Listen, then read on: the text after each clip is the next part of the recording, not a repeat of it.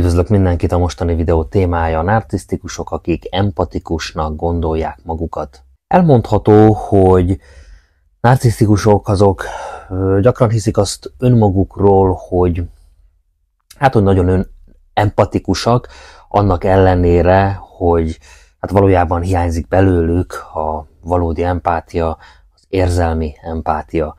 Az affektív empátiának a képessége az magában foglalja a mások érzéseivel való érzelmi azonosulást, tehát bele tudod érezni magad a másik személynek az érzelmi állapotába, hogy az adott személy az min megy keresztül érzelmileg.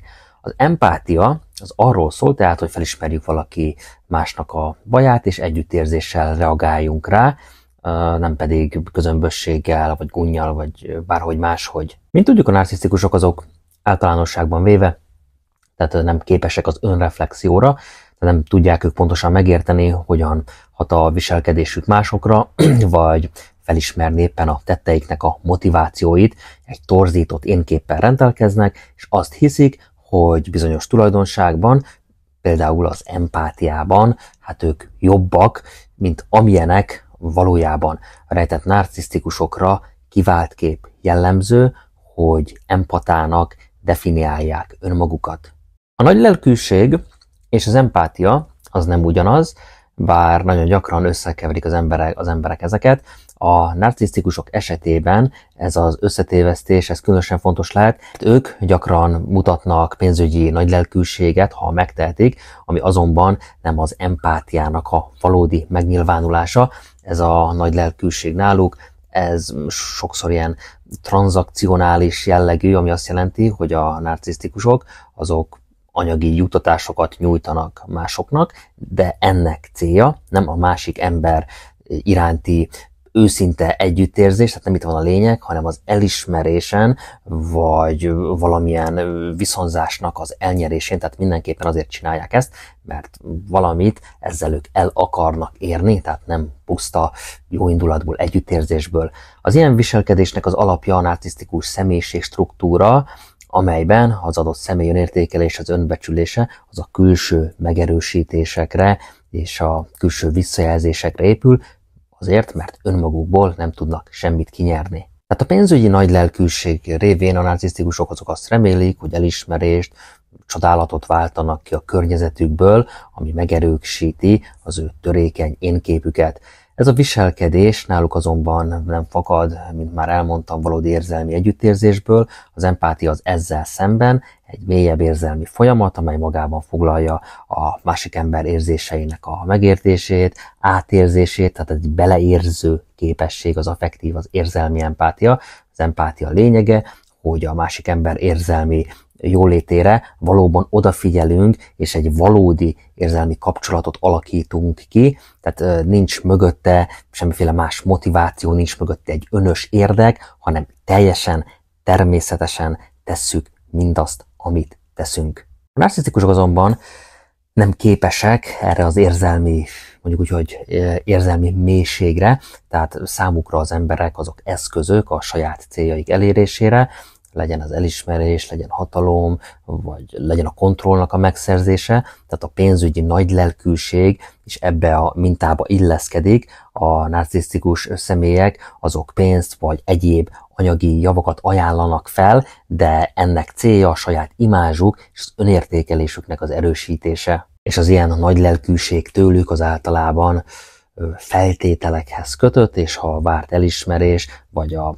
bármilyen más viszonzás, amit ők ezért a kis anyagi juttatásért cserébe remélnek, ez elmarad, akkor nagyon dühösek, sértődöttek lesznek. Tehát az empátia az valódi érzelmi kapcsolódásból ered, és nem önérdekből, tehát az empatikus emberek azok azért segítenek másokon, mert valóban törődnek másokkal, és szeretnének enyhíteni a másik félnek a szenvedésén, vagy éppen javítani ennek az adott személynek az életminőségén, ha például egy közeli hozzátartozója az érzelmileg nagyon frusztrált. Az empátia az nem vár el viszonzást, és nem azért nyújt az adott személy segítséget, hogy ezzel saját magát egy előnyös helyzetbe hozza, hanem szimplán azért, mert valódi érzelmi empátiával rendelkezik. A valódi empatikus viselkedés tehát milyen különbözik a narcisztikusoknak a nagylelkűségétől, amely a saját érdekeik érvényesítésére irányul. Ez a különbség ez nagyon fontos, amikor a narcisztikusokkal való kapcsolatokat vizsgáljuk. Sokan, akik egy narcisztikus személyiségű partnerrel, vagy családtaggal, vagy baráttal, vagy akárki mással, aki narcisztikus élnek együtt, hát gyakran összezavarodnak ez a narcisztikusoknál megfigyelhető pénzügyi nagylelkűség miatt, és hajlamosak azt hinni, hogy hát ez biztosan ez a valódi törődésnek a jele.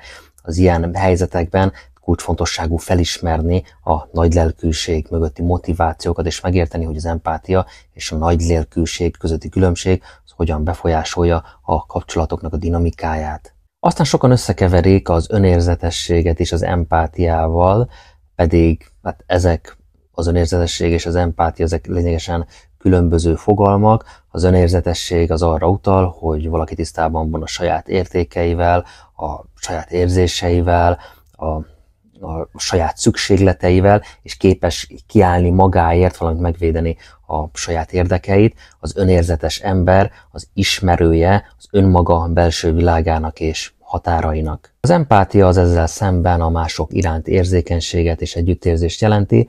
Az empatikus személyek azok nem csak a saját érzéseivel van tisztában, hanem képes beleérezni mások érzéseibe, mások helyzetébe. Az empátia az tehát ez egy kifelé irányuló figyelem és törődés, míg az önérzetesség az sokkal inkább az egy befelé irányuló, saját belső világra és határokra fókuszáló tulajdonság. Mégis miért gondolják olyannyira empatikusnak magukat a narcisztikusok? Első önállítás és kognitív disszonancia.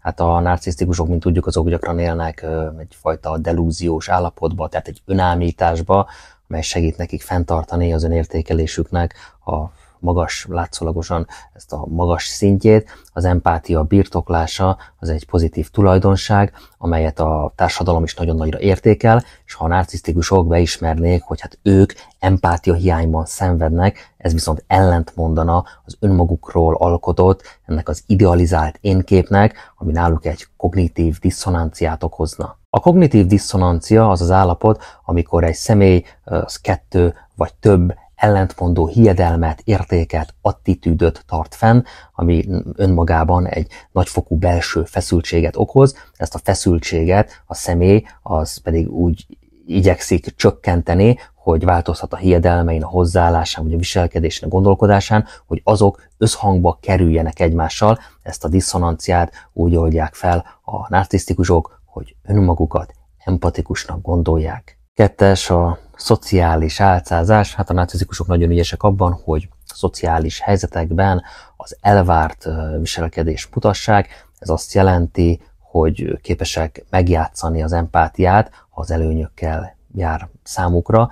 Ez a szociális álcázás, ez pedig gyakran annyira sikeres, hogy idővel már ők saját maguk is elhiszik, hogy tényleg valóban empatikusak. Torzított énkép. A narcisztikusok azok egy idealizált, torzított énképpel rendelkeznek, ez lenne a hamis én, amelybe beletartozik az empátia képessége is, mivel hajlamosak másoknál egy magasabb színvonalat felállítani saját magukról, nagyon könnyen elhiszik, hogy rendelkeznek olyan pozitív tulajdonságokkal, amelyek hát valójában hiányoznak náluk, tehát rengeteg spirituális, rejtett narcisztikus van, tehát hemzsegnek ezekben a spirituális közegekben, hiszen a spirituális, rejtett narcisztikusok azok önmagukat hát fantasztikus, földön túli képességekkel ruházzák fel, tehát ők a nagy gondolatolvasók, a nagy jósok, akik látják a jövőt, tehát mondjuk úgy, hogy az igazi szélhámosok. Tehát összefoglalva a valódi empátia az az érzelmi intelligencia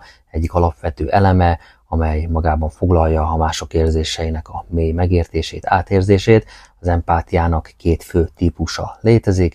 Van az affektív empátia, tehát ez az érzelmi empátia, tehát az érzéseknek az átérzése, a beleérző képesség, és van a kognitív empátia, tehát ez pedig a megértés. A narcisztikusok esetében nem figyelhetünk meg affektív, tehát nem figyelhetünk meg érzelmi empátiát, de viszont kognitív empátiával rendelkeznek, azaz képesek megérteni mások érzéseit, gondolatait, de az affektív empátia, tehát az érzelmi empátia miatt az érzelmi átélés az már nem megy náluk. Az önállítás, a szociális álcázás és az idealizált énkép, ezek mind hozzájárulnak ahhoz, hogy a narcisztikusok valóban elhiggyék, hogy ők empatikusak, miközben valójában hiányzik belőlük az érzelmi átélésnek a képessége. Végére pedig egy bónusz tipp, tehát azoktól a személyektől, akik önmagukat empatának kiáltják ki, és ezt még büszkén is hangoztatják, hát én azt javaslom, hogy menekülj olyan messzire, amennyire messzire csak tudsz, tehát nagyon nagy az esélye, hogy itt egy toxikus személyről van szó, aki valóban olyan nagy empata, hát az nem fogja ezt hangoztatni, nem veri a mellét ezzel, akik hangoztatják, azoknál az eseteknek a döntő többségében igen komoly pszichés problémák állhatnak fenn, amely szakorvosi kezelést igényelne. Biztos itt is fognak csatlakozni hozzánk majd a nagy empaták, komment szekcióhoz jó olvasgatást kívánok, nagyon jó esettanulmány lesz, ahogy az önmagukat nagy empatáknak kikiáltók itt fognak majd fröcsögni, az összes narcisztikust a mágián akarják elégetni élve, hiszen ez abszolút, ez teljesen természetes, pontosan így működik egy empatikus ember, a másiknak minél nagyobb fájdalmat okozni. Nem, abszolút nem így működik, tehát köze sincs hozzá, tehát már itt meg is buktak a nagy empatáink. Ennyit mára, én köszönöm a figyelmet, hasznosnak találtad, akkor nyomj egy lájkot, csatornámra pedig már nagyon sok videó van feltöltve, több mint 300, lehet, hogy valamelyik kérdésedre megtalad a választ, nézz szét!